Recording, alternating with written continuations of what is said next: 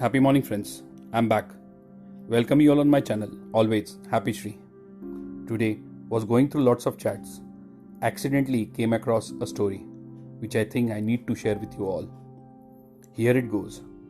A beautiful story is told about great mystic Nagarjuna. No, I'm not talking about the hero. I'm talking about a naked fakir. He was a naked fakir, but he was loved by all real seekers. A queen was also deeply in love with Nagarjuna. She asked him one day to come to palace and to be guest in the palace. Nagarjuna went.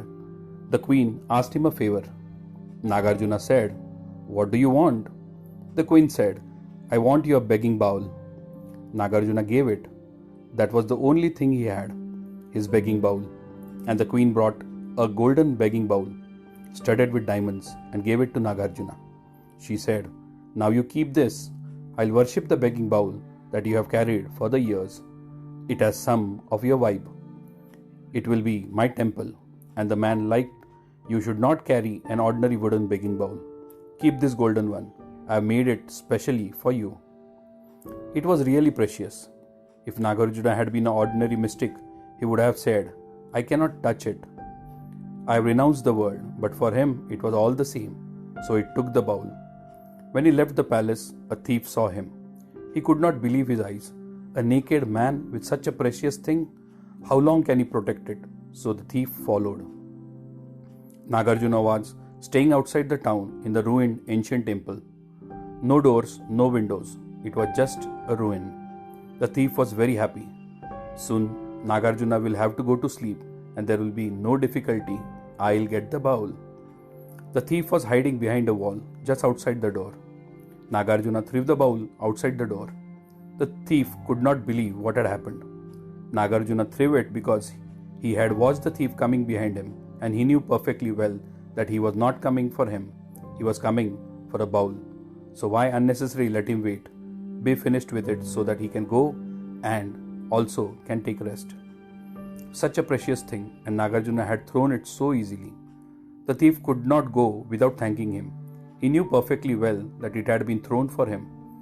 He peeped in and said, "Sir, accept my thanks. But you are a rare being. I cannot believe on my eyes, and a great desire had arisen in me. I am wasting my life by being a thief, and there are people like you too. Can I come and touch your feet?" Nagarjuna laughed and he said, "Yes, that's why I threw the bowl outside, so that you could come inside." The thief was trapped. The thief came and touched his feet. And at the moment, the thief was very open because he had seen this man was not an ordinary man. He was very vulnerable, open, receptive, grateful, mystified, stunned. When he touched the feet for the first time in his life, he felt the presence of the divine. He asked Nagarjuna, "How many lives will it take for me to become like you?" Nagarjuna said, "How many lives? It can happen today. It can happen now." The thief said, "You must be kidding. How can it happen now? I am a thief, a well-known thief. The whole town knows me, although they have not yet been able to catch hold of me. Even the king is afraid of me, because thrice I have entered and stolen from the treasury. They know, but they don't have any proof. I am a master thief. You may not know about me because you are a stranger in these parts. How can I transform right now?"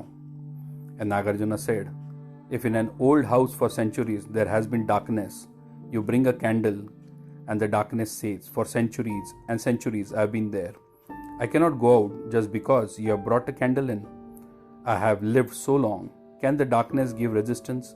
Will it make any difference whether darkness in one day old or the millions of years old?" The thief could see the point. Darkness cannot resist the light. When the light comes, darkness disappears. Nagarjuna said, "You may have been in darkness for millions of lives. That does not matter. But I can give you a secret. You can light a candle in your being." And the thief said, "What about my profession? Have I to leave it?" Nagarjuna said, "That is for you to decide. I am not concerned with you or your profession. I can only give you the secret of how to kindle a light within your being, and then it is up to you." The thief said, "But whenever I have gone to any of the saints, they always say, 'First stop stealing, then only can you be initiated.'" It is said that Nagarjuna laughed and said, "You must have gone to the thieves, not to the saints. they know nothing. You just watch your breath. The ancient method of Buddha. Just watch your breath coming in and going out.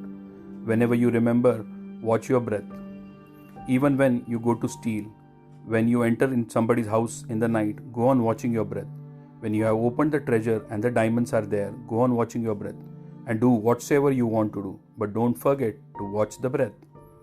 The thief said, this seems to be very simple, no morality, no character needed, no other requirement. Nagarjuna said, absolutely none, just watch your breath. And after 15 days, the thief was back. He was totally different man. He fell at the feet of Nagarjuna and said, you trapped me so beautifully that I was not even able to suspect. I tried for these 15 days, it is impossible. If I watch my breath, I cannot steal. If I steal, I cannot watch my breath. Watching the breath, I became so silent, so alert, so aware, so conscious that even diamonds look like pebbles. You have created difficult for me. You have created a difficult for me and a dilemma. Now what am I supposed to do? Nagarjuna said, get lost.